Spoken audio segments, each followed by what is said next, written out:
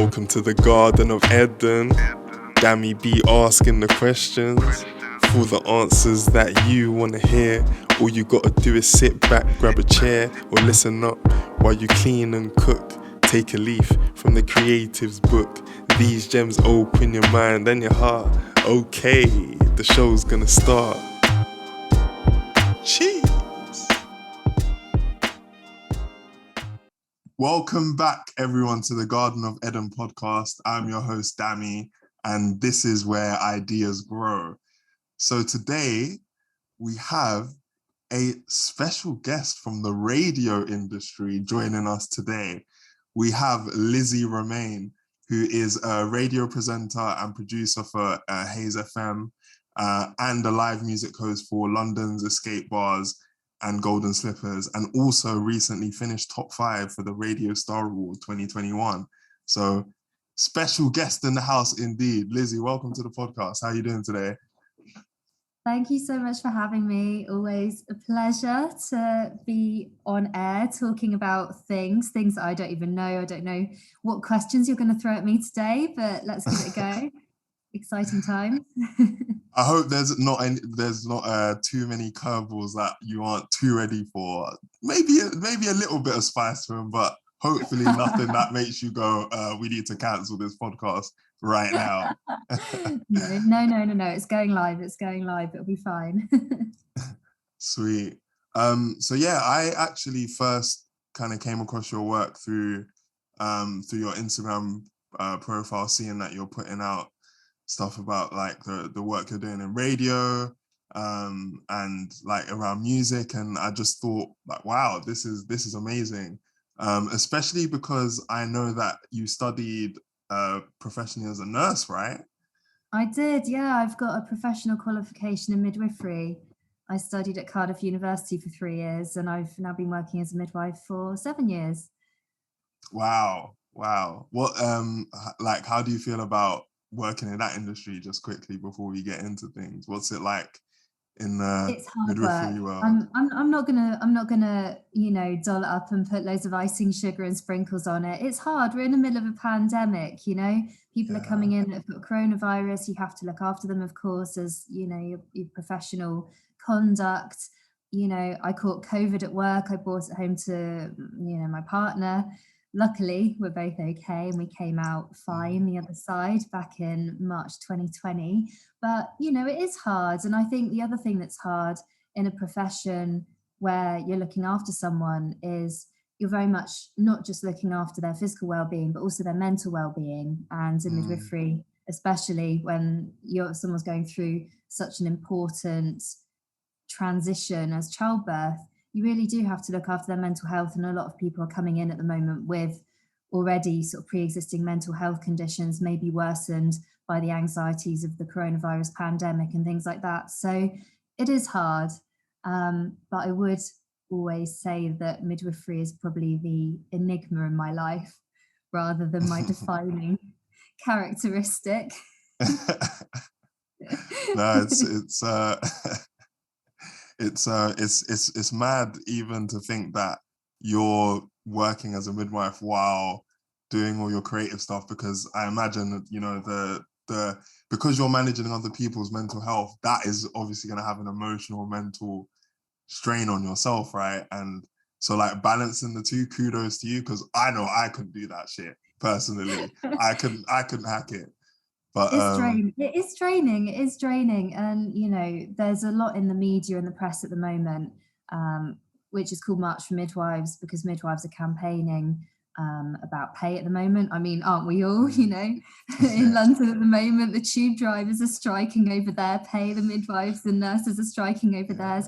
We're all striking over our pay, aren't we? Because I think probably at the end of the day, the coronavirus pandemic has made everyone look very much with a sharp focus at what they're doing career-wise. And a lot of people are kind of scratching their chins thinking, I'm not really particularly very happy in doing what I'm doing. So everyone's striking over pay at the moment. So it's kind of like sob story, everyone's doing it. But at the same time, I think midwives, there's lots of press on us at the moment that there is a bit of a sharp focus, and lots of midwives are suffering mental health wise. Lots of people are on antidepressants. lots of people are just leaving the profession, which is leaving us short. So yeah, it's a tough one at the moment. Yeah, I think it's good though, because sometimes I think I look at this pandemic as obviously it's not great because people are getting ill, people are passing earlier than they would have without it. And at the same time, I also think it's given everyone really a dose of perspective on what's important to them, how they actually want to live, and even realizing actually we're getting a pretty raw deal here in a lot of different industries, from, as you were saying, like in the midwifery industry up to tube drivers, or like even Amazon workers, people working in the factories. Everyone's looking at their lives and seeing, questioning, why am I living this way? So I think just on a general scale, it's been pretty good. And I know for me, like, it's made me dive deeper into making content, doing this podcast, and just diving into my creative ambition. So yeah, It's it's a good thing been, for creativity, isn't it? You know, yeah. government tried to squish on all of us creatives by being like, you need to retrain like Fatima or whatever that silly, Oh stupid God. advert was. But I think everyone has just gone, you know what? No, creativity is in my heart, it's in my soul, it's my passion.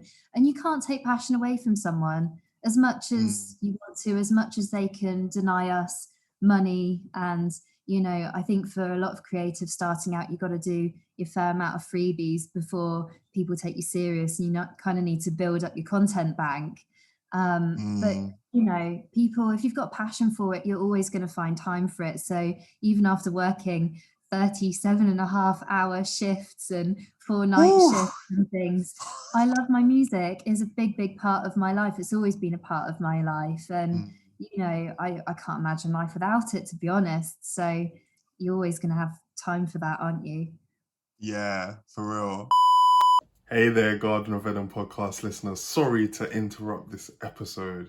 I just wanted to say thank you for watching and listening.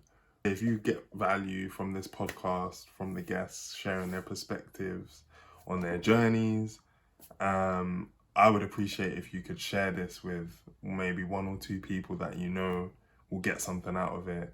If you like the podcast, please subscribe or follow it on whichever audio platform you're listening to it on. We've got more exciting content coming up with athletes, musicians, comedians, journalists, sharing their journeys towards mastery. And now back to the show. I do think though, and I guess this is coming into like one of the questions that I have for you. I do think it can be, and it's been a bit of a surprise for me, but it can be for a lot of people like they can feel a lot of fear in entering that realm. So I guess for a lot of people who were creatives anyway, this pandemic gave them a chance to really double down. But then for a lot of people, they may have looked at what they really want to do and then felt this massive dose of fear, because it's like, okay, I need to actually put pen behind paper and start working on my creative ambitions and putting myself out in the public eye. And I think especially if you haven't done it from a young age, that can be a really massive barrier between having the ideas and imagination in your head to actually executing. So I want to get into how it started for you and how you got started into in the radio world and content creation world, because yeah, those fears can block a lot of people. So what was that like for you, Lizzie? It's a real strange one because when people know you as a midwife, it's probably not the right word to use, but you've kind of got square professions and then you've got sort of creative professions. And I swear people, when once they've labeled you, they've gone, okay, Lizzie, she's a midwife. That's what you are to a lot of people, and that's how people know you. So as soon as you start to try and do something outside of that realm, people just kind of look at you a bit sort of screw faced. It's really weird. I've kind of had this now, and there've been, obviously you sort of lose people along the way. They sort of get a bit disillusioned by what you're doing. People unfollow you. Mm. And I'm like, it's okay. You know what? That's fine. I'm changing out of the mold of who the person you thought I was was. And it's Yeah. okay, fine, you know, as humans, we evolve, we change over time. And I feel like I'm on a trajectory for growth, which is right for me. So as long as I feel like I'm going down the right journey, it doesn't really matter who else kind of, obviously it's sad, but you know, if other people fall along the way, there's Mm. not really a lot you can do about that, because at the end of the day, you can't please everyone. Do you know what I mean? Like, there'll be Yeah. other people that are on the same path as me, and they'll go, okay, I can understand what she's doing there. Or at least, even if they don't understand, they go, well, clearly it's making her happy, and clearly it's making her Mm. fulfilled. So, you know, as long as she's happy and fulfilled, then we're cool with it as well. But I think for me, I've never really had a fear particularly. I think I think I'm quite a fearless person after a couple of little things that have sort of happened in my life. And I think the fear of getting started, yes, you've touched on a very good point. A lot of people don't get started for that reason. And for me, it is really hard, you know, to start something completely fresh, go into it. I Mm. remember the first time I went into the Haze FM studios, and it was in February 2020. I'd just done a presenter course, which I was absolutely terrible at. I swear the person that ran Yeah. the course just looked at me and was just like, she has got no potential. Who is this crazy midwife person trying to be a presenter?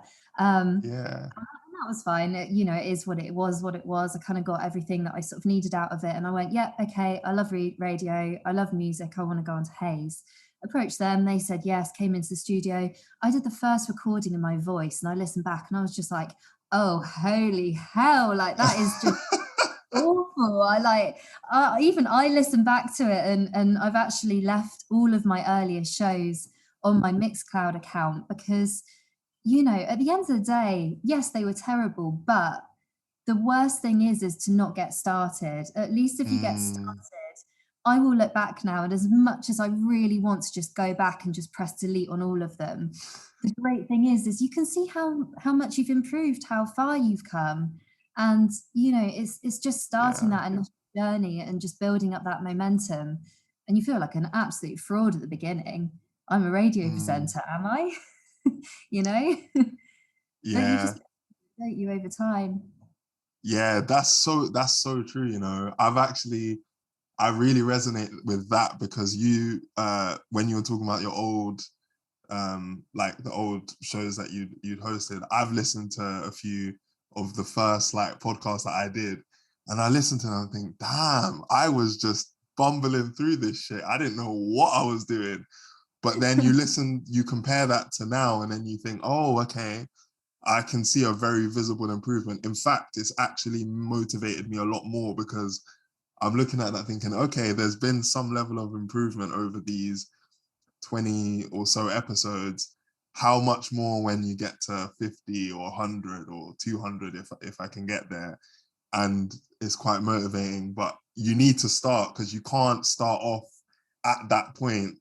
So you do have to be like ready for that grueling period where everything's a little bit just not together, I Yeah, you guess. just have to do it. I mean, everyone's going to judge you no matter what you do in life. So you might as well just do what makes you happy, you know? And as long as you Yeah. feel like, you know, you're going along the right path. And for me, I very quickly moved into doing like a new music releases show. And for me, I'm invested into my artists, you know, like I hear new Mm. talent and I just think it's such a tough industry. I want to help get these musicians heard. I want to get their music out onto the radio waves and just get their music out there, really. So I kind of saw myself more as an advocate for the artists, really, rather than doing it just because I want to waffle on the radio about radio gossip and, you know, competitions and all that stuff. Doesn't really interest me. I'm more of a, I'd either like to talk nitty gritty about something that's,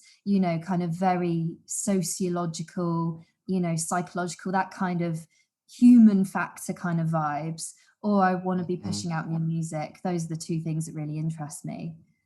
Wow. Did you know that before you went into the industry, or was that something you realized would make you enjoy doing, like being on radio? It sort of evolved. I mean, I grew up with lots of music. So my dad listened to music, mainly sort of rock, Pink Floyd, AC/DC, that kind of vibe. My mum was more into sort of like Van Morrison and ABBA and um, Mm. you know, things like that. And then my sister, she's 9 years older than me, so she was very much into like Alanis Morissette and Celine Dion and, you know, like Mm. all of the 90s kind of like ravey vibe stuff. So Yeah. yeah, and then obviously I grew up in the kind of 2000s, so I had all the Spice Girls and all of those things. So all of those kind of different vibes and genres of music growing up, plus I did dancing for 15 years, it all just kind of meddled together. So I kind of had quite a broad spectrum of musical influences kind of growing up. My dad played Mm. guitar as well, so he played in like loads and loads of bands and things. So I was regularly like going around to gigs and listening to him and doing little bits of sound checking and bringing in the equipment. I played drums for 2 years, guitar I learned a little bit from my dad. So music's just always kind of been there really. And when I started doing the show, I actually started out, and it's one of those things where you look back now, and the name of the show when I first started was Positive Afternoon Vibes. And you know, when you just look back and that's so quaint. I love it. Yeah. Um, I started out playing a lot of 70s music, which is, I guess, what I also really love now. So, you know, Queen and Elton John and, you know, all of Mm. those sort of big classics from the 70s. So I started playing out a lot of that. And then I started just kind of randomly throwing in a sort of new music section at the end of it. So it was kind of like all 70s and then this like spark of new music. And I just kind of thought, you know what, this is the bit that I'm actually really enjoying because it's fresh, it's new sounding. Like there's so many radio stations out there and we need them all, of course, you know, like even when we're on a night shift and the radio's playing, we love the 70s music coming back on. We love at the moment all the Christmas hits from the 80s and, you know, all of that playing. But I just kind of thought, no, that's my niche there. That's what I really want to grow in. So it just kind of naturally evolved from there, really. Wow. That's great because I guess it allows you to kind of it allows you to focus on the lane that you want to be in within the space, and you're quite like you're clear, this is my thing here. And so like it's because I think what can be easy is to feel like you need to emulate someone else, or okay, I need to be like this person, and so I'm going to do all the things they did because that's the golden standard, instead of tapping into yourself and saying, actually, what is resonating with me in this place, and where can I like carve out something for myself? So that's amazing. And I'm sure you've probably developed a lot of relationships with loads of musicians as a result, and The artists, yeah. growing That's your the best network. bit. It's And about going out to gigs and, you know, like after all of lockdown when everything was just via email, I'd listen to a track, I'd find it in various different ways, whether it be via Twitter or people sending me their tracks straight to my email address or through my website or anything like that, wherever the music was coming from music agents, from labels. You know, I was having all this music, but all of the communication that was happening with the artists was either via social media or via email. So it was a weird sort of time where you were playing all these tracks and you were thinking, I really hope that these artists can actually play these tracks live. You know, you start to yeah, kind of think in your head, maybe they're just bedroom artists and they actually can't play instruments at all and they just tinker around with their computer and make these songs. And there's clearly some talent in there, but who knows how it's going to sound live. But it's just been fantastic, obviously, with the lockdown lifting and being able to get out to gigs, especially mm, in, you know, the melting pot, which is London, where everything's happening every single night of the week. You know, I have an artist sort of sending me a message saying, hey, I'm playing in Hoxton this Thursday. Do you fancy coming down? I can get you on the guest list and that sort of vibe. So it's been great actually getting out and meeting them all. But yeah, just what a strange old time where it was sort of all virtual and, you know. mm, yeah, it's good to it's definitely good to get the live gigs back. I've got a show next week. I'm seeing an artist called DWE, so I'm really excited for that. That one was supposed to be in March 2020, and it's happening next week. So I've had to wait a year and 9 months for it, but still It's got gonna the take you excitement 6 weeks when you get there. there. It's just being in that um, environment. It's just being in the crowd, like hearing a song that you know, and you can start to sing along to the lyrics. And there's just this fantastic energy as well. And I can't quite explain it. I think I've always thought I've kind of been born in the wrong era, and hence the fringe, clearly trying to be a pin-up from the 70s. But yeah, I just always think back and think, wouldn't it have just been amazing to go and catch Queen live with Freddie Mercury in a small little tiny venue in London back in the 70s when they were mm, just starting out? And, you know, in your head, you're like, well, I'd love to go back in time and be there. Obviously, I can't do that. But what I can do is I can be in the here and now, and I mm, can source out the best emerging music now. And then my kids will look at me and be like, "Oh man, you went and saw Hux when he was just George and you know, they were just starting out and they were playing their very mm. first London gig."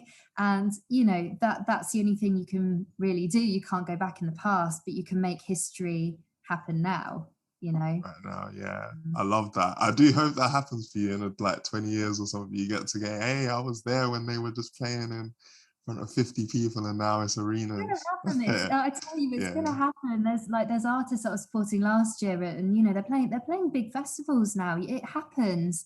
It's a small Mm, but big world, the music industry, and it's funny. I'm actually reading a book at the moment by a Radio One DJ. She was actually the very first female Radio One DJ. She's called Annie Nightingale, and I actually hadn't heard about her at all. This is a little bit off the tangent story, but when I was seeing Hux literally the other week, I was speaking to one of the guys in the audience and he said, "Oh, can I buy you a drink?" So I was like, "Okay, fine." I was thinking about going home. It was the end of the gig. And I was like, "Sure, why mm, not?" Anyway, got chatting. And he was the bassist for Alvin Stardust, which I don't know whether you've heard of, but was quite a big band mm, touring in the 1970s. And I think they did quite a few tours along with, you know, T Rex and some of the bigger bands of the mm, time. And his son is actually the bassist playing in Hux now. So he was talking, and I was talking about all the new music releases and how sort of niche it is as a radio presenting position.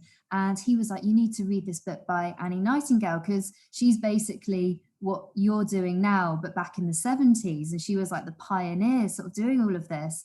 So I'm reading it now, and it's just so interesting because, you know, even she's talking about how she was speaking to, you know, a particular artist. They might have been in a band called A, and then band A splits up and they move to band B, and then band B takes off and becomes absolutely, you know, the next massive phenomenon. So it mm. might not even necessarily be that the bands that you're supporting turns out to be the next biggest thing, but they're musicians, they're passionate about their art. They're not just going to go, "Oh, this Yeah. band sucks," and it dries up and they stop.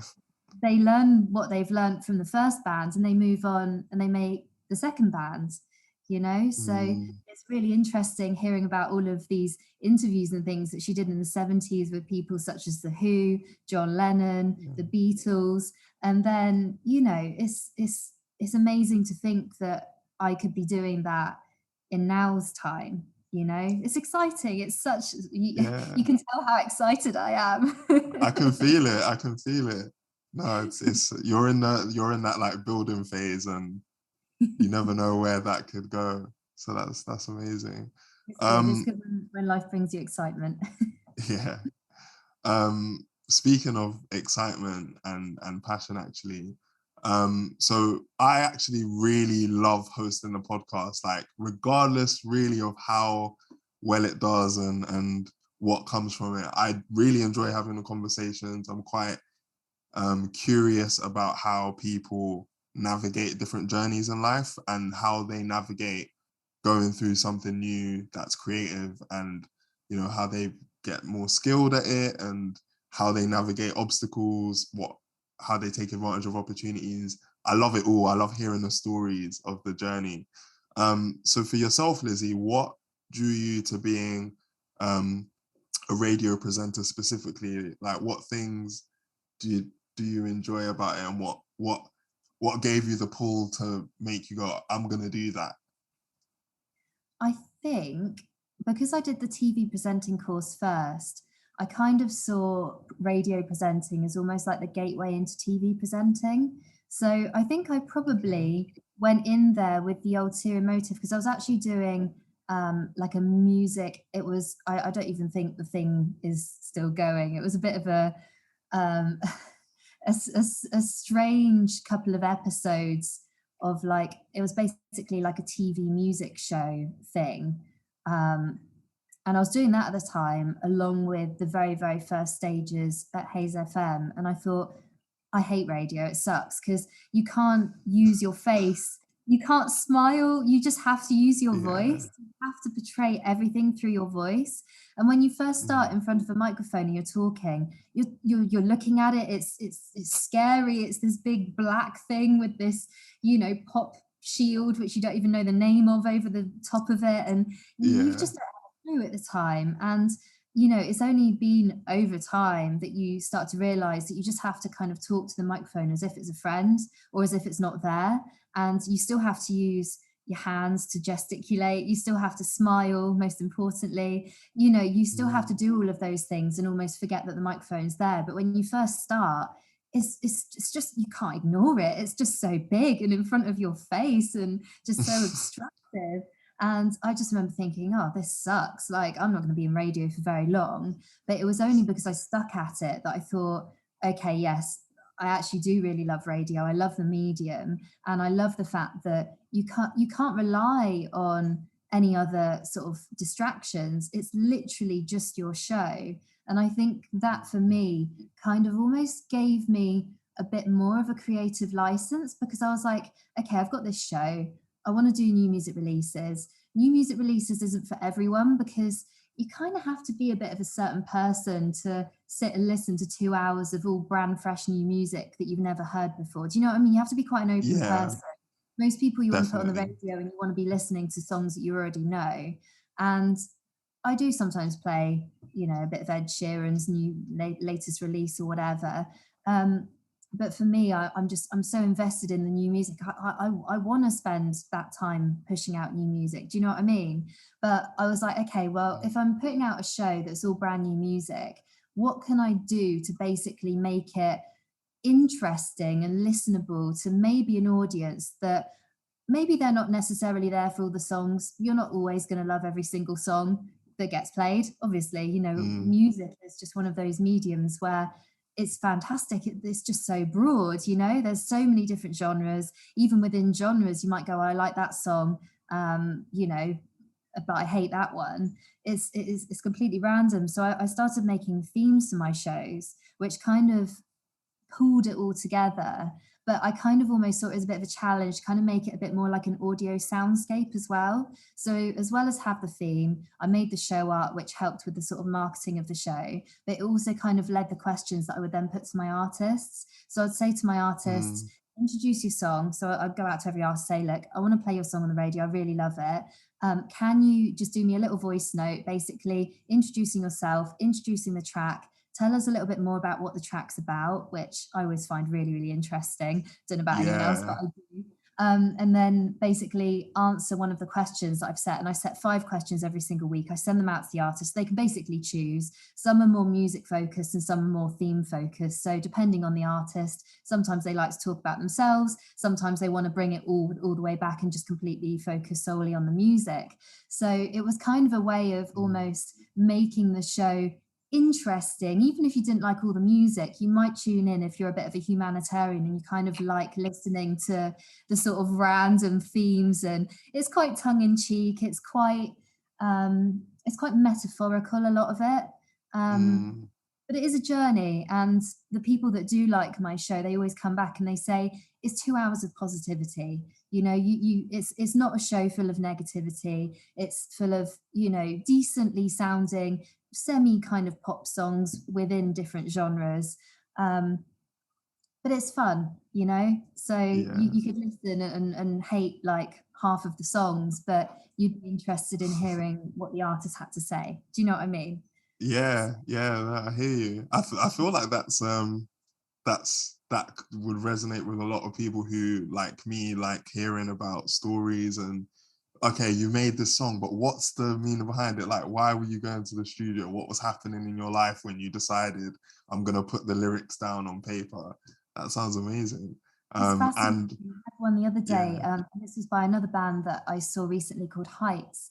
And there's a song called Singing Your Name. And they said, I mean, you can listen to the lyrics and you can sometimes pick up what they're talking about, but sometimes you just listen mm, to songs. You don't even pay attention to what the lyrics are saying. You don't have a clue. They could be singing about drugs, they could be singing about a war somewhere. Sometimes you just literally mm, have no idea what they're talking about. And at the beginning, it's Adam. He's the lead singer for Heights, and he was saying that singing your name was basically about the fact that when you go touring, you might have a song that you wrote about an ex, but obviously you're an ex. They're your ex now, but it becomes such a hit that you still have to go out on the God. road. You still have to sing this song. But if you've got the name of your ex in the song, you'll then be singing this song, which is about your ex, which is a really painful experience to Oh, a massive audience in front of you, and they're all singing along with you, and they might not even know what the song's about, and they're all singing your ex's name, and just how like weird that is, that you basically do all of these songs which are really quite deep experiences. That's what a lot of yeah. songwriters write about. And then they go Mm, on tour and they're singing them, and the audience is like, "Way, I love this yeah. song," you know. Um, And the I've never artist is seen there that. like, oh shit. I don't even Yeah, speak to that or like I hate that person now. And everyone here is just yeah, belting off their name. Oh, so I know. lesson for artists listening. Be careful when you're making a song about your loved one or your love interest because things could It might change. become a very painful song for you. You know, Things could change. it's, Yeah. it's nuts. It's actually nuts. But I mean, I probably wouldn't have known that had they not said that in the introduction about the song. So it's almost like the song was a Mm, banger anyway. I love the song even before they told me what it was about. But you have that at the beginning. It really makes you listen to that song, especially if they're doing, if the topic of the song is something that you can relate to. Or, I've had artists as well say, my dad died 2 years ago, and this song is mm, about the dreams that I've been having recently, and my dad's been visiting me in my dreams and things like that. And if you can resonate with something, it really helps to link you to that song. So that for me mm, was always important when pushing out new music. So I'm like, you might not have heard of this artist, but you might link to the experience of them portraying in a song. And I don't push out mm. crap songs. I'm sorry. Yeah, sorry if I just Yeah. swore on your. Oh no, it's fine. You can say whatever the fuck you want. It's anything Anything goes, so goes. it's fine. It's after Watershed Hour. Yeah. But yeah, I don't put rubbish songs on my show. I'd like to Mm, think, as it were. brilliant. Um, so one of the things I think a lot of people can relate to because you may or may not know this fact, but public speaking is the number one fear of humans above death, apparently. Really? Which is crazy. Which, as I've gotten older, Nice. I'm like, this is crazy. That is crazy to me. But apparently, it's like a well known fact. It might be a mum's tale, but I haven't confirmed it yet. Generally speaking, public speaking is quite difficult for people. Um, and even just making content, like for example, doing this podcast, sometimes I can get really nervous before, like half an hour before. I'm like, okay, shit, gonna have to jump on and get my mics ready, get the video ready, get everything set, and then have the conversation with someone and hope that it turns out good enough and all the sorts of doubts and thoughts that you can have before stepping onto the field, as I like to say. So were you nervous? Because I know you mentioned earlier that you're quite a brave person. You'll just jump into things, like you're quite, um, sure of yourself in a lot of aspects. Were you nervous when you started presenting live on radio? And if you were, what kind of things did you do to manage your nerves and get yourself more comfortable with that setting? Because I think there's a lot of applicable lessons that people could learn from that. So I'd love to hear Yeah. what your experience was. It's weird. I think for me, I did dance for 15 years. So I think I first went on stage in front of a lot of people where you're literally live and you can't mess up when I was about 4 years old. So for me, I've kind of Oof. pretty much always been on a stage of sorts. Then I did amateur dramatics for about 2 years, or maybe 3 years. Then I went and did cheerleading at university for 3 years, 4 years. And then I've done extras work in London for the last 5 years. So, of sorts, I've kind of always been in front of a camera. And also growing up, my dad had like a little VCR camera thing, which part of his babysitting duties, I think he just decided to film like every single second of my upbringing, which is lovely now. I've got a really great collection of my life growing up, which is great. But I think for me, I haven't really had so much of a fear when it comes to that sort of thing. Obviously, Mm, I there's obviously been times, especially when I first started out in radio, where I wasn't necessarily good at what I was doing. And I guess you've always got that sort of people might be talking about you and that kind of vibe. But for me, I don't really care if people talk. I don't really care if people talk about me because I don't know, just my mantra in life is people are going to talk about you no matter what you do. So as long as you're doing what makes you happy and you're not negatively affecting other people by doing what makes you happy, then you just need to get out and do it. Do you see what I mean there? amen So it there. wasn't really the Amen fear of there. that itself. I'm kind of someone that I kind of jump now and sort of worry about the consequences or the sort of life lessons as you go, if you see what I mean. Mm, But with regards to actually pulling it back to radio presenting, because Hayes FM Studios closed, I started there in February 2020 and it closed in March 2020 because of the pandemic. I got stuck in a situation where I was like, well, the Hayes FM studios are closed. How am I going to continue this radio show that I've sort of just started, really? So I had to make a yeah. home studio, which is why I've got the microphone and the home studio set up at home. And I just had to learn myself how to do pre-records. So my partner is in TV and film as well. So he went to film school and learned how to use the Adobe products. So he kind of started messing around doing some editing of one of my early pieces to camera, which was, funnily enough, it was actually midwife videos, which I recorded at the beginning of the pandemic when I was actually a parent education teacher.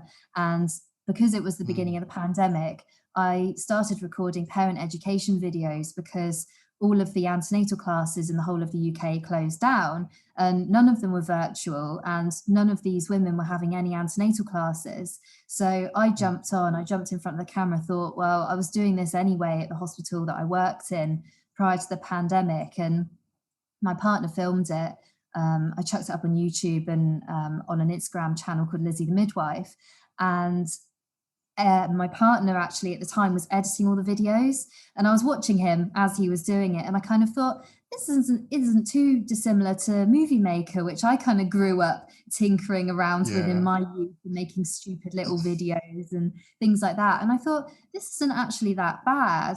So I just sort of started tinkering around with it really, and I realized that I could continue doing what I was doing from home. It's just rather than doing a live studio setup, which is obviously a bit more difficult when you don't have the setup at home without the mixing desk and things like that, you can still push out pre-records, which obviously you're not going live, but at the same time, you've only got X, Y, and Z amount of time to do a show. So you just kind of have to Yeah. put yourself on a time limit, really, pretend like it's live, press record, stop, just edit it, and then just put it obviously sort of straight into Adobe Mm, Premiere Pro and kind of do it that way. So it's been a little bit of a rounds and about kind of way of doing radio, but at the same time, you still learn a load of lessons. And I guess it just sort of mm. goes to show that when there's a will, there's a way. You can still make it happen. It just might not be the most orthodox way.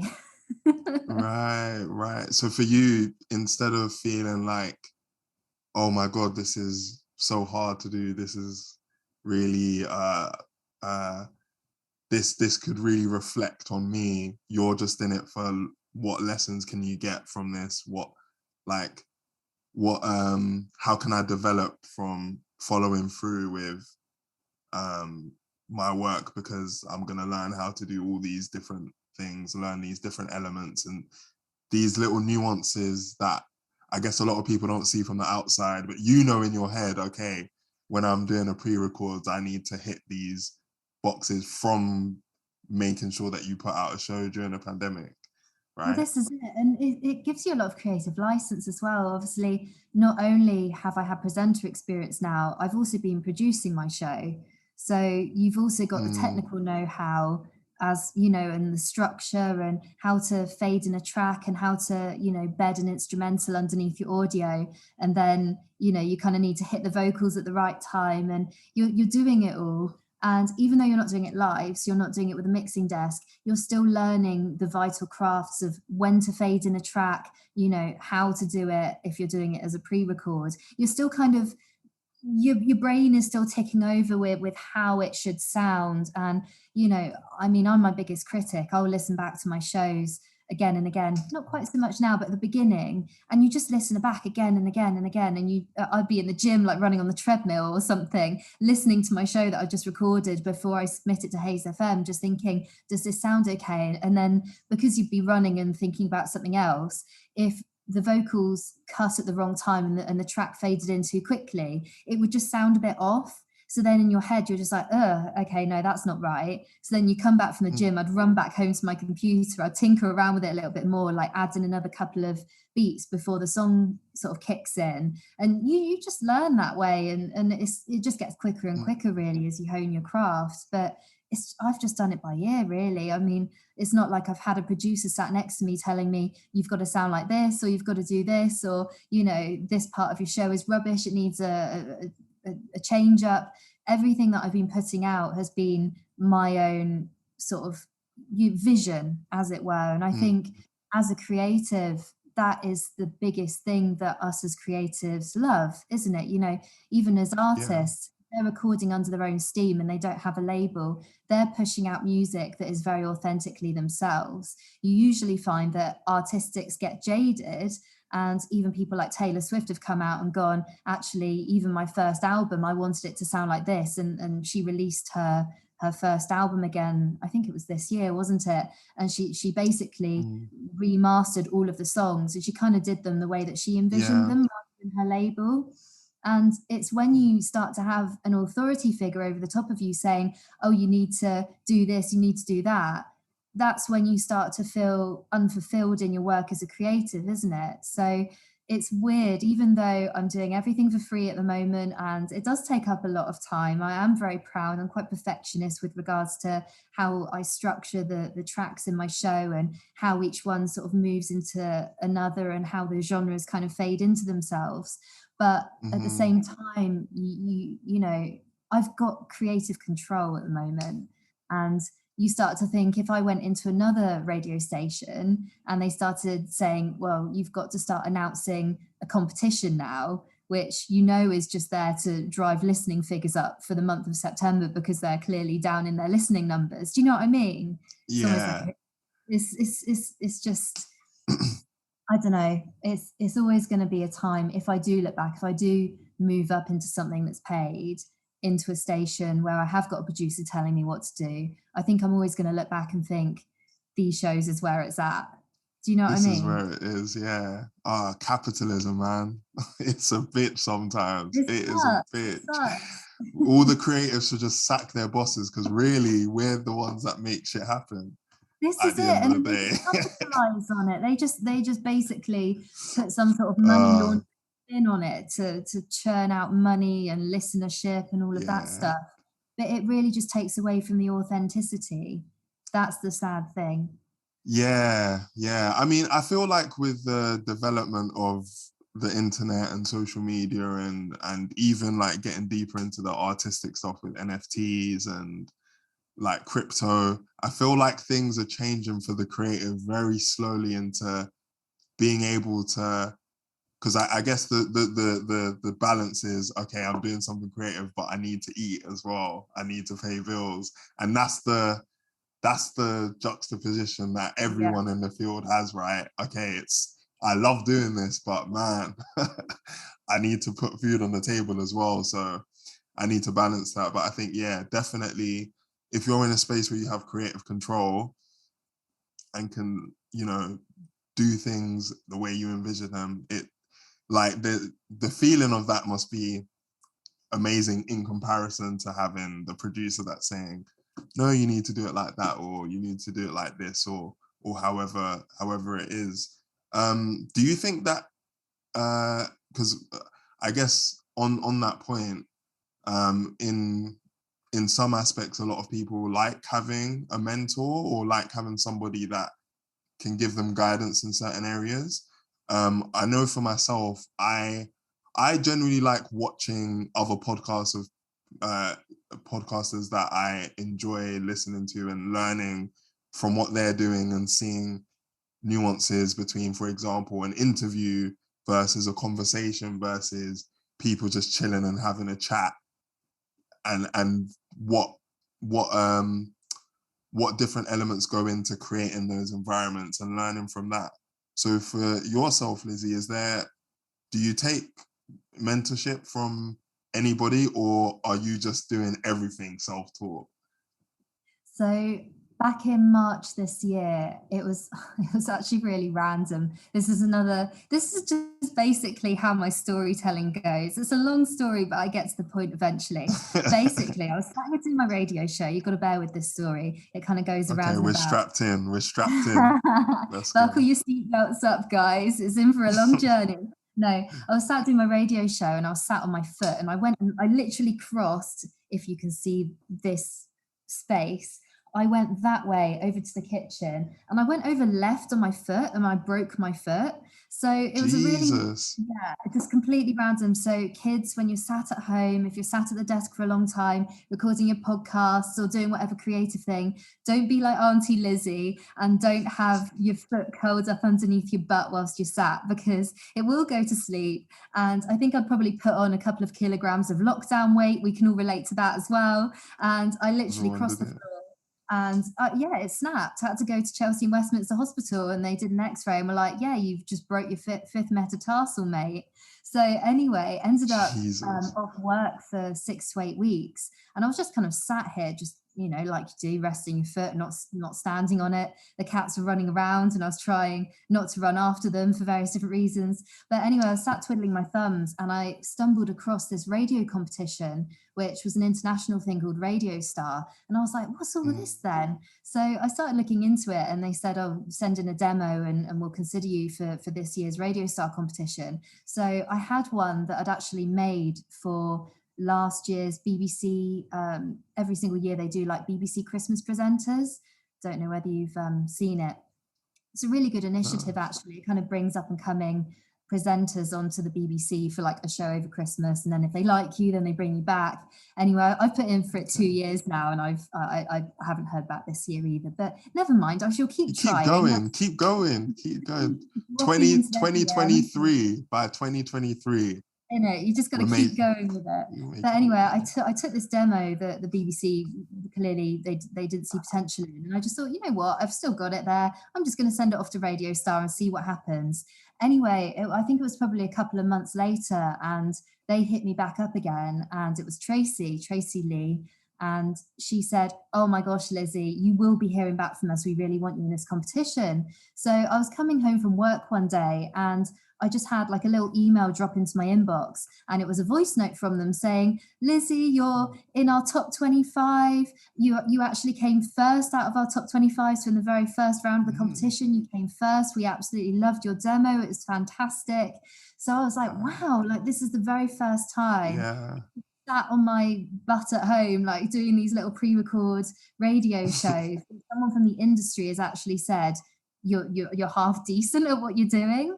So I was like, oh, okay, cool. This is great. And they said, oh, there's going to be a lot of hard work for you though over the next 8 months. So I was like, okay, whatever, it's fine.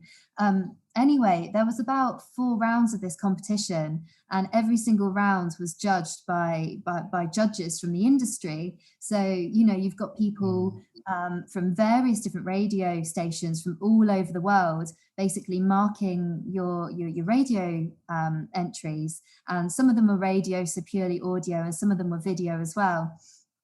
they're all up on my website, actually, at lizzieromain.co.uk. They're all up on there underneath Radio Star, so you can have a little look. But if you are a podcaster or a radio presenter or anyone sort of in the audio industry, it's definitely worth taking a little look at the Radio Star competition, because I think they're actually opening up now for 2022. But Nels and Tracy, they were my mentors. Throughout all of this year, I've been sending them my entries for the competition, and they've been amazing. They really have. They've been my only mentors since starting in radio, apart from the judges' feedback, which would happen after every single round.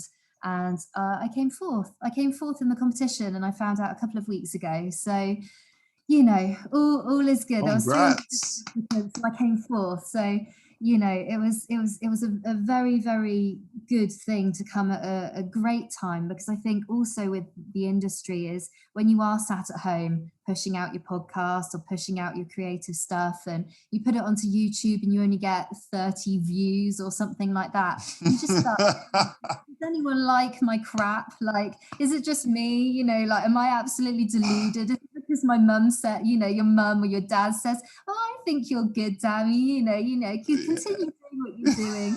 You start to just think, am I just deluded? Like, is my stuff actually utter trash? Is it only me enjoying it? So it's come at a really great stage, just to be like, you know what, you are doing the right thing. You do sound good.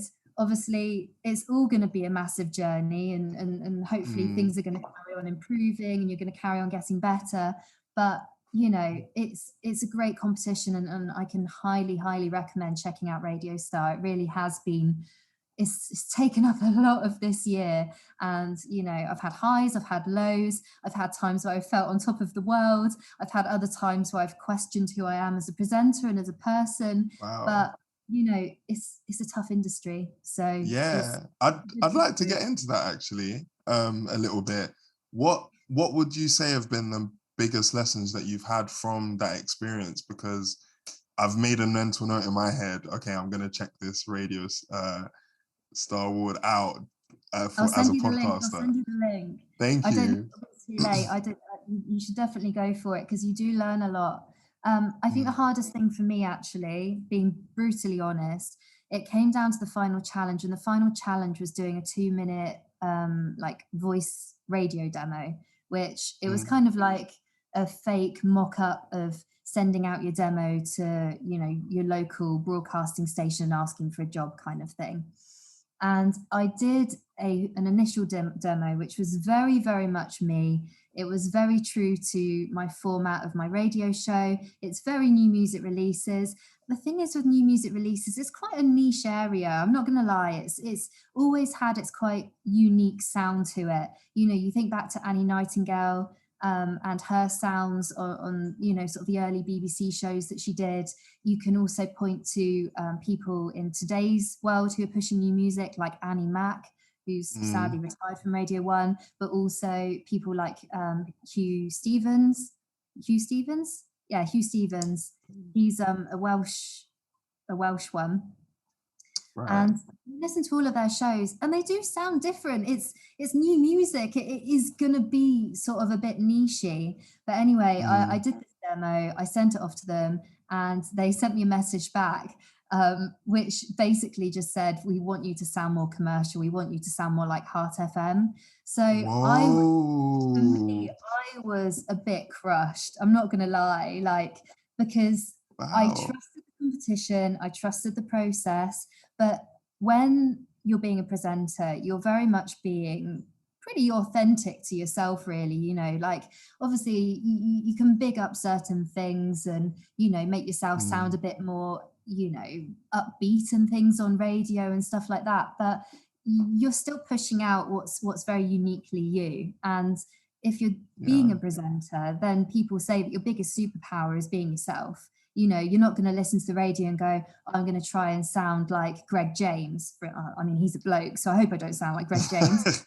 Be a bit worrying, potentially, but yeah. Yeah, you know, you can't look at a radio show and go, I'm going to try and sound like them. You kind of got to be yourself. So to have something back basically being like, you need to sound more like Heart FM.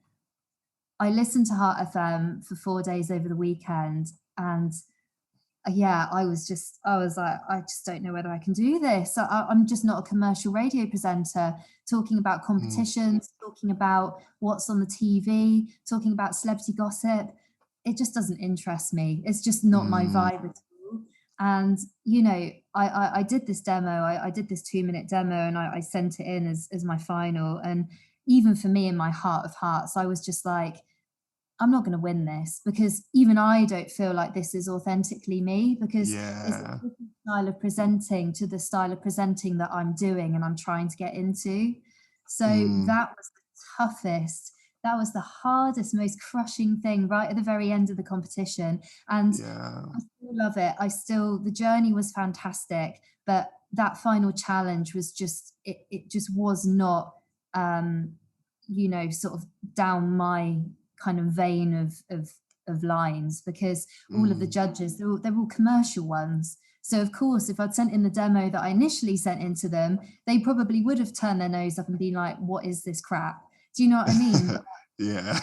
me I hear and you. what I'm trying to do and trying to get into, that is what's right for me. So that Mm. bit was hard. That bit was hard. This has actually brought me onto an interesting thought on that just quickly, and I think I think like when going for competitions, I think I look at there's a competition that I've been watching on BBC over the last few years called the Rap Game UK. Maybe you've I seen haven't it. actually, no. It's Yeah. it's basically like X Factor but for rappers in the UK scene. And one of the things I've noticed is that the two guys who run it, Krept and Conan, shout them out because I love their music and I love they're sick. They're sick. I love them. I've heard of them. I've heard Um, of them. yeah, I think if you watched it, you'd enjoy it. It's a yeah BBC production, so it's pretty good. But on that point, what I noticed is a lot of the feedback that the artists will get will be on like, oh, you know, some of the sounds like making themselves more appealing to a certain audience, or you know, having a more commercial sound or something of that nature. But then I always look at it and think, you know what, this is actually, you could look at it negatively if you're getting feedback saying, oh, you're not sounding commercial or, you know, appeal to the masses or whatever. But I think there's a real strength in the authenticity because then the people that fuck with you will really fuck with you if you aren't the cookie cutter commercial person and instead have something which is niche, something which is personalized, something which is authentic to who you are. I feel like there's more chance of gaining like a deeper connection with the art if you have that element in there. And from the sounds of it, because you said earlier in the pod that um, you know, you are only interested in new music releases as a host, and something else. I'm sorry, it slipped my mind. There was another element that you mentioned. Nitty-gritty conversation, basically. That was it. That was it. Yeah. And the fact that you know that, I'm guessing, may have come from this experience potentially. Like this I may have think I even already made it yeah, I sharper. think I already knew what I was and who I was about before entering this competition, but it was only at the end of it I was like, "Okay, this is very much geared towards commercial." You know, it's very much geared towards daytime, Heart FM, Smooth FM, you know, like, well, it's kind of like Mm. 90s to now sort of music kind of vibes, which, I Yeah. mean, yeah, I can do, but it's all the extra crap that goes with it, you know, like announcing these daft competitions, you know, the ring up and win £10,000 when Ed Sheeran plays his latest single. And I'm like, Christ, when I was back in the car aged 8 going to school, these sorts of competitions were on. They're just boring. They're just so over the Yeah. top. Like, can't they think of something else in today's Mm. day and age? It's just boring to me, you know? Yeah. I just And I just see through it. I see through what it is, and I see through it as just a big marketing tactic. And yeah. maybe I'm just too smart for my own good, but I genuinely think I'd just rather not be a presenter than be doing the wrong sort of style of presenting for me because I'm not doing it just to be a presenter on a billboard. I'm doing it because I'm passionate in what I'm doing. Do you know what I mean? It's a different sort of vested interest. Yeah. Yeah. it's I had an artist on the podcast a few podcasts ago, shout out to Shocker, and his whole MO is impact over numbers. That's his MO for life. Like, how can I create impact which is authentic over just how many people listened, how much money did this thing make, etc., etc. This is And how I I just think, think we live in such a society which has just got so much like fake stuff going on. There's just so much fake stuff, like whether it's mm, Facetune or just, you know, the way that everything is just sort of like imagized at the moment. And I mean, you know, I'll go off on a completely different tangent going down that lines, but I just don't think it's healthy for society. And I just think if I was listening to the radio and I was trying to support an up and coming, I just want to listen to someone that just sounds like you already know them. Do you know what I mean? Not someone mm, like twittling on about celebrity gossip. I'm like, those celebrities are real people as well. And I think Meghan Markle, you know, good on her for winning the battle with the Sun newspaper, whichever paper sort of mm, invaded their privacy. Because I do just think, you know, all these journalists and all these news and stuff, like, why are they preying on people? Do you know what I mean? They're just people. Just, yes, obviously they're very talented in what they're doing, but don't invade their private life. Do you know what I mean? And I'm just like, I yeah, can't, because I don't believe in it. uh, Maybe I'm just too passionate for my own good and more realistic. But I'm like, I don't want to go on radio and talk about the fact that what popped up in my newsfeed recently, Rihanna's pregnant or something. I'm like, okay, well, do you know what I mean? It's she's a just human doesn't really being. She got pregnant. and Yeah, you hear people on radio, what's she going to call the baby? It's like, why don't you just focus on your own life and wait until she announces the baby name? And then I don't know. For me, yeah, I just don't get it. yeah. So I'd rather not be a presenter at all than be in the wrong field. But that's just me. I think there's a good lesson a lot of people can take from the way you were speaking about um, the current state of play, and I think it's just that knowing yourself, knowing what's important for you. Because I guess some people might love that stuff, and if so, they should dive headfirst into it. Obviously, we can question the morality and all those things in another conversation, but I think the main important thing for anybody, I think creatively, is just knowing yourself and knowing what's important for you, because then I guess you won't find yourself in a situation where you're having to like break your back to do something in a place where you're supposed to get a lot of joy from, and it ends up being something where you're just like, this is really weighing on me because it's not really aligned with what I want to be doing. And again, I really feel like now where we are as a society and where technology is and how things are moving in a creative space, we're moving more in towards a place where I think a lot of people will will feel less of a need to have to compromise on those things personally. Um, but yeah, who knows what could happen? Maybe And I think, especially when you're starting off out in the creative industry, a lot of the stuff you have to do is freebies anyway. You know, you just, that's just sort of a general rule of thumb when you're going into the industry. mm, So it seems anyway, unless you're on some sort of apprenticeship or some sort of scheme like that. But you've just got to enjoy the journey. You can't look ahead and think, oh, well, I could be that person, I could be famous, I could be whatever. That is the joy of this world. And that is why this world is cool, because there are so many different people out there. And like what you said, there are people that, you know, can talk about gossip all day long, and there'll be lots of people that will be mm, interested to hear about it, and that's great. You know, and those sorts of people should go more towards a sort of talk show or a commercial slot on radio. Of course, that's the great thing about life, is there is so much diversity.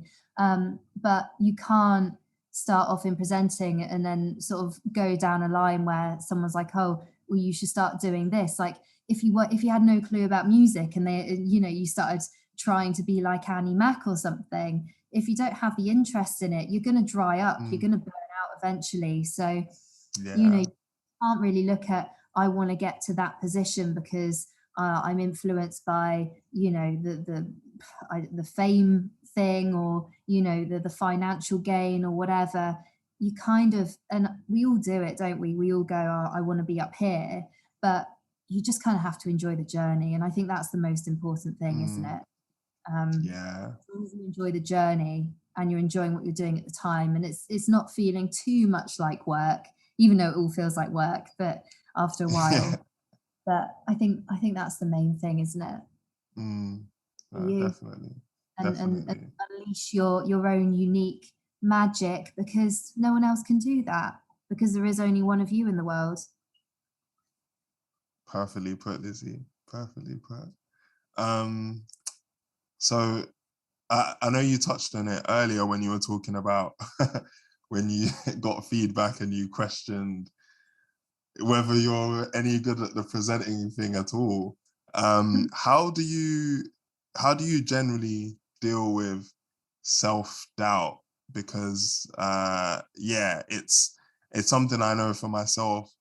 I'm still learning how to be kind to myself and not be too hard when I think something isn't going so well, or when I think I should be doing better or I should be doing more.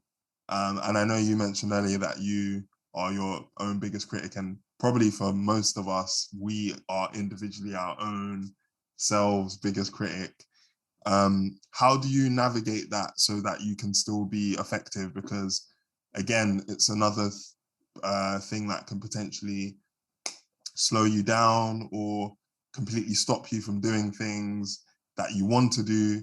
So, how do you tend to navigate things when you, in your own mind, are feeling doubtful or like critical of yourself? Mm. So I think probably one of the best things about the Radio Star competition was actually the constructive criticism. It was nice to have the positive bits coming through. Someone said, "Oh, why isn't she on some radio station already?" I can't remember which radio station it was, you know. But Yeah. I think the best thing about the competition was actually the constructive criticism, because I mean, I don't know whether Nails and Tracy went through everything and kind of took out anything that was too sort of just negative, not helpful kind of thing. Mm, But whatever I had come through my way, whether it be something to do with the mic technique, or it was mainly mic technique, I think, to be honest, more than anything. what is mic technique actually? Just for people So listening that don't know. yeah, no, it's just about like the sort of things like gesticulating and smiling when you're talking, but also kind of like going back and forth towards the mic if you're trying to tell, like a bit of a deep story, or if you're trying to get up and personal with the listener, you might take the pop shield away, you might get a little bit closer to the mic like this, or if you're being a bit more Mm, enigmatic, you'd move away from the microphone, and even just sort of dipping in and out of the microphone a little bit. If you were sort of telling a punchy story, you'd kind of move back and forth with the mic, and it kind of just adds a bit of inflection onto your tone as you're talking. So when you listen okay. back to it, rather than it just be one sort of straight kind of monotone sounding piece of audio, it just kind of goes up and down a little bit. It kind of brings Mm, your ear a bit more closer towards the speaker. It makes you more in tune and wanting to listen, actively listen, rather than passively listen in the background.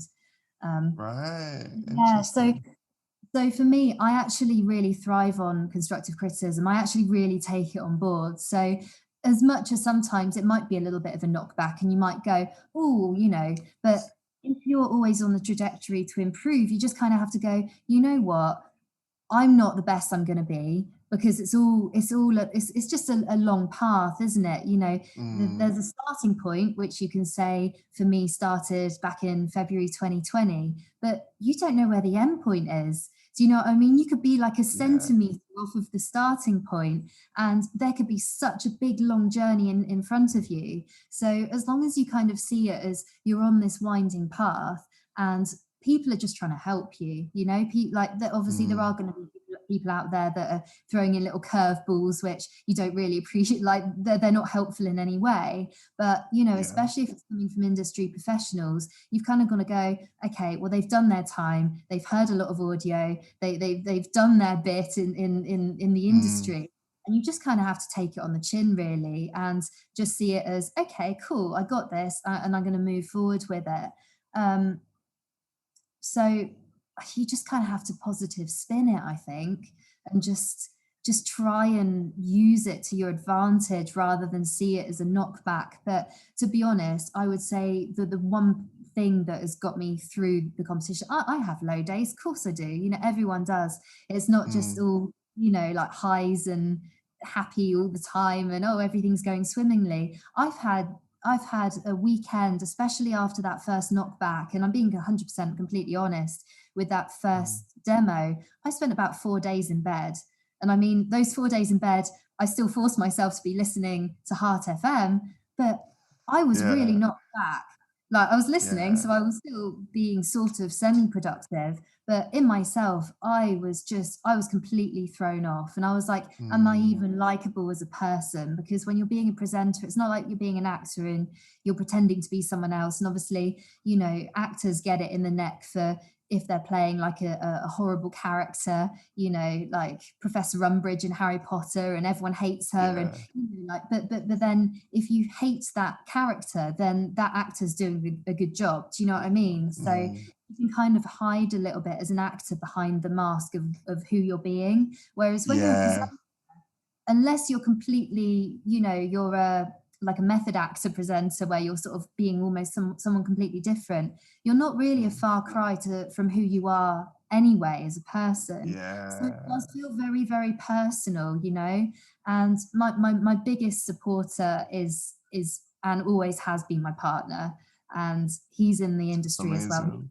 in film. And I've just had days where I mean, he's always there behind me going, I know you've got this. I see how hard you work. I see how passionate you are. You've got this. You can do this. And he's always that voice in my ear when I'm just like, I can't do it. And should I even be doing it? Should I bother? Should I just give up now? Like, you know, it's clearly not going in the right direction. I haven't got there yet.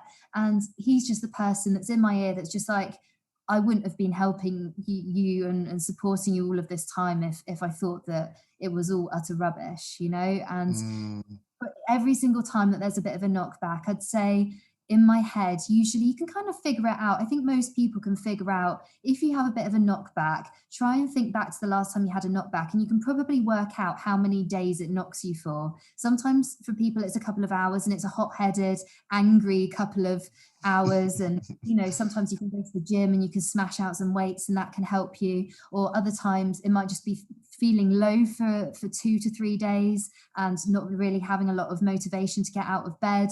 That's more me. So that's kind of where I sort of go with it. And it probably takes me about 2 or 3 days, I'd say, to get over something that's really like shockingly blowing. And you yeah. just have to go with it. You just have to go with your emotions and just go, you know what? I'm just going to ride it out. I've had times where I've gone, maybe I should just quit it all. But I don't know, for some reason, every single time with my partner sort of being there, whispering in my ear, just supporting me quietly, just being like, you've got this. And just knowing, even without him saying anything, he believes in me. I Mm, just have to ride out those couple of days. And then afterwards, it's almost like I peak back up again.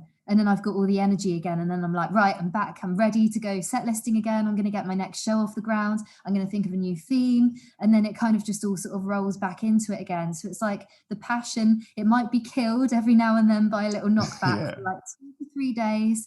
But I know after those 2 to 3 days, as of yet, it just pings back up again. And I think, you know, just as a general mental health vibe in this industry, which is tough, you just have to be kind Mm, to yourself. And you know, whether it's going to the gym, whether it's making some time out for yourself, having a bath, just mulling it over in a bath for a couple of hours, or going and having a massage, or going for a walk outside, or spending time with your dog or your loved ones or your friends. You mm, just have to really kind of practice a bit of self-love, or meditation even, or a bit of mindfulness. And you just mm, have to really tap into yourself. And I think that's one of the keys to surviving in this very competitive industry. You just have to be kind to yourself, and you just have to know when to take a little break or when to take a step back. And yeah. yeah. Yeah, definitely. I think one thing that I can uh, wholeheartedly agree with you on is if you've got good people around you, it can definitely help with those moments where you're just clouded by just feeling like it's not worth it. And yeah, if you've got a, like, I have a very supportive partner too who picks me up when I'm fucking low. So I really hear what you're saying there, and shout out to the supportive partners out there, man. You do a lot more. Shout out to my girlfriend. You help me so much. Just bless them, And you know, they have to like pick us up, they have to deal with our crazy yeah, ambitions, our, you know, like even on my partner Adrian's day off, like sometimes he's helping me to film something. He's in blimmin' TV and films. It's basically on his days off, he's basically doing what he normally gets paid for, but doing it for free, you know what I mean? But yeah. yeah, just hats off to them, because without him, and he's started out from the bottom doing lots of freebie jobs and stuff, and now he's a grip for TV and film. He's just done an Ed Sheeran music video, you know, like he's been in Expendables recently and Marvel films. He's, you know, Wow.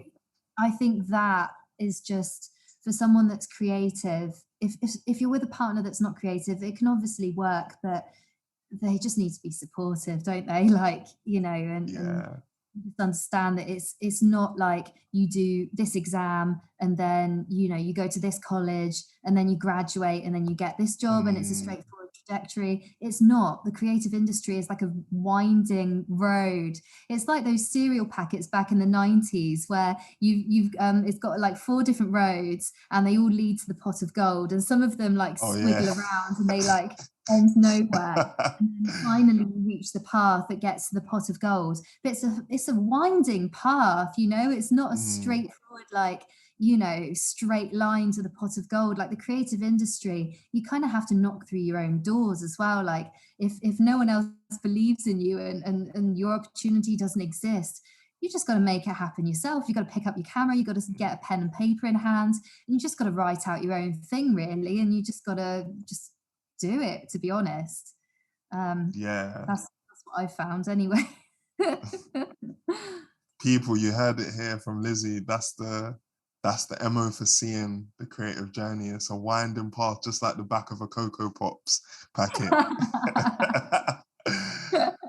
um, so we're coming towards the end of the podcast, and I had a couple questions that I think would be specifically interesting for you, considering that you're in the radio world.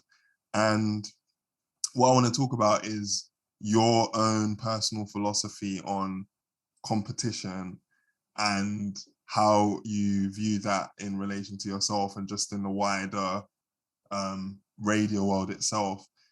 For myself, I believe that if I keep putting out consistent, great podcasts like this one, then more people will come and help me reach whatever ambitions that I have eventually. And as a result of that, I try not to see other podcasters as competition per se, and more just, all right, what can I learn from these people? What can I take from what they're doing and apply in my own area, and just believe that the right people are going to come to whatever I'm doing. Yeah, sorry. What's your philosophy on competition then? So I guess you have to see yourself, that's the whole you just kind of have to see yourself as no one can give what you're going to give to the world. Like there's yes, there's lots of sports podcasts, or there's lots of creative podcasts, or there's lots of radio shows or new music shows, but no one can do it in the way that you can do it. So I think it comes down to, you can look at the competition out there. Yes, like what you said, you can take on other people's perspectives, you can take on what they're good at, but ultimately you just have to have that personal belief in your own heart again, and just be like, Mm, no one can do or give what I can give. Do you know what I mean? It's mm, still very much down to, what can I do? I need to hone my crafts. I need to get good in front of a mic. I need to get good at interviewing. It's more about progressing yourself, and trying not to really look at what other people are doing, because it just ends up being a bit distracting, to be honest. And mm, you'll always find someone else out there that's got more followers than you, or more people listening to their podcasts, or whatever else. It's a creative world, isn't it? At the end of the day, there's always going to be mm. someone out there doing something slightly better than what you're doing. But yeah, you just have to focus on your own journey, I think. and Mm, try and block out all that white noise, all the white noise that's out there these days. There's I don't know, yeah, conspiracy theories, but just like all the news put out there on purpose just to sort of just like squash everyone mm, down and make everyone feel miserable and depressed and focusing on the wrong things, whereas actually you should just be focusing on your life and your own journey and your own path, and doing good for other people, and giving out good to the world, which is what I obviously try and practice as a midwife yeah, and music presenter. And yeah, you can't let that distract you, because all it'll end up doing is having, if you let it, just a negative impact on your own journey and your own mental health.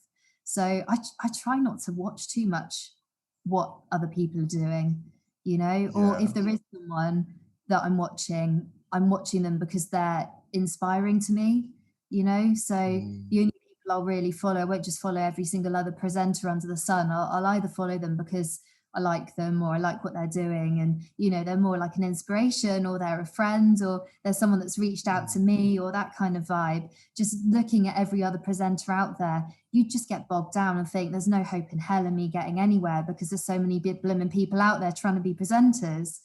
You just can't yeah. do it. You'd never end up doing anything. And I think that's with everything in life. For sure, man. For sure. The comparison, as they say, is the thief of joy. And yeah, I think as difficult as it can be, and that's me speaking from personal, semi-current experience, you do have to believe in your own unique source, because you're the only one who's got it like that. You're the only Um, damn Eden. Do you know what I mean? Is it Eden? Eden, but yes, Eden. yeah, Dammy I'm the Eden. only You're the only Dammy dammy Eden, Eden, and you're the I'm the only only living Lizzie. remain out there. Yeah. That's fact. That's the fact.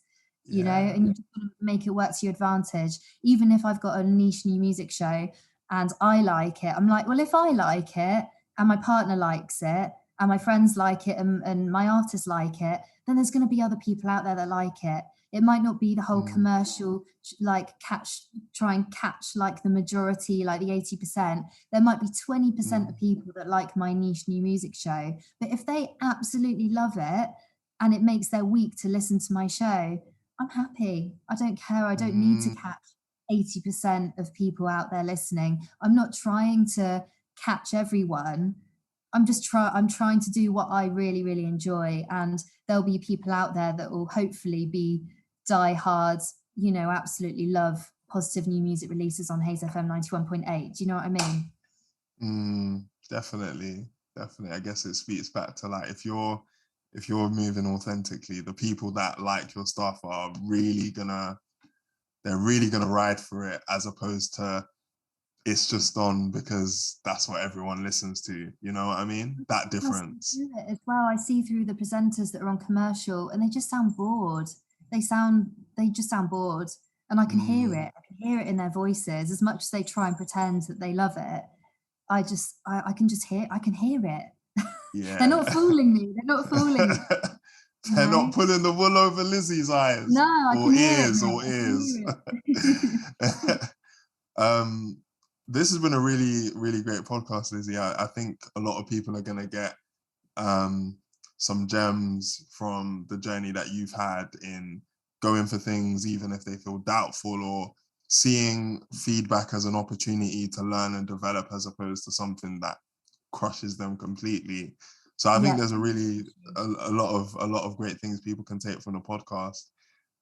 So thank you for I being hope on. so. I really hope people listening feel empowered, and just big up you. Love, like in this weird world, it's like you can't like love yourself or whatever. You have to love yourself, and no one else can be you. And as long as you enjoy the journey, that's the most important thing. So just Mm, get started. If you want to start a podcast or something creative and you haven't started yet, just get going. Like, people are going to talk about you, whatever. It doesn't matter. Just focus on your journey, focus upon your wholesome life, build everything around you that you enjoy, whether it's going for walks or the gym, or get some cats like I've got. Willow's just next to me.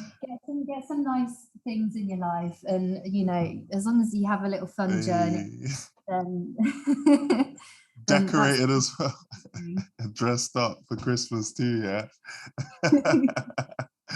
uh, Mercury. yeah, so before we go, just be good to hear like what your what your next moves in the industry are, if you know them yet, and for people who want to follow your journey, where can they find you, Lizzie?